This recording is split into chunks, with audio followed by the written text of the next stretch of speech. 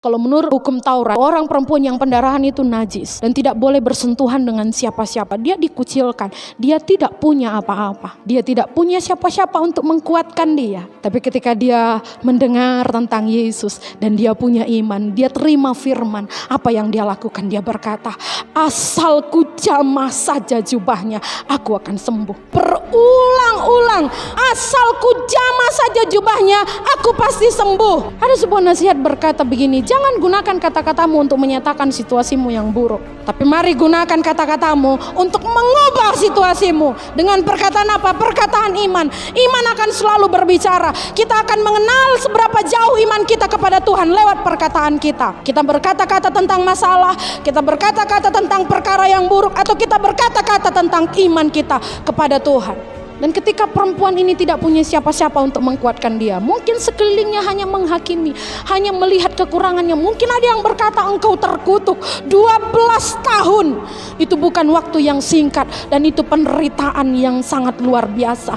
Boleh dikatakan itu dia seperti jatuh ke sebuah jurang dan dia berpegang pada seutas tali, dan tali itu mulai putus sedikit demi sedikit benangnya, sehingga yang terakhir tinggal satu benang yang menahannya. Dan dia berkata, Tuhan, sampai berapa lama lagi aku akan seperti ini? Tetapi lihat apa yang dia katakan. Dia katakan imannya, dia perkatakan firman Tuhan. Orang yang berbahagia adalah orang yang merenungkan firman Tuhan, meditasi. Artinya berbicara lebih keras kepada diri sendiri. Ketika kita tidak punya siapa-siapa untuk menguatkan kita, mari kita kuatkan diri sendiri. Seperti Daud, dia berkata, mengapa engkau tertekan hai jiwaku? Berharaplah kepada Tuhan. Ketika dia terjepit, hendak dilempari batu oleh teman-temannya sendiri, oleh kumpulannya yang selama ini menjadi teman setia, teman berjuang, teman bersama-sama, teman berlari, teman bersembunyi. Dan orang-orang yang tadinya menjadi teman berubah menjadi musuh yang hendak melempari dia. Apa yang dilakukan oleh Daud?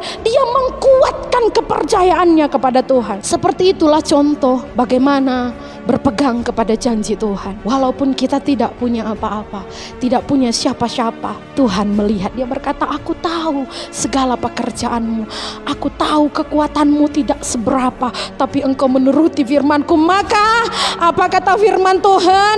Lihatlah, aku telah membuka pintu bagimu yang tidak dapat ditutup oleh siapapun. Kalau Tuhan yang buka, tidak ada yang dapat tutup. Jadi kita tidak takut kalau pintu tertutup, kesempatan tertutup. Jangan takut, puji Tuhan. Ada pintu yang lebih baik, ada peluang yang lebih baik. Tuhan sedang mempersiapkan kita untuk naik level yang lebih baik, naik tinggi. Tidak semestinya posisi, duit, harta dan lain sebagainya, tetapi ketika kita naik lebih tinggi dan ada di tempat di mana Tuhan melihat dan kita memiliki perspektif ilahi, maka kita melihat segala sesuatunya seperti Tuhan melihat. Maka ketika kita melihat pintu tertutup, kita tidak takut karena kita tahu Tuhan pegang kuncinya.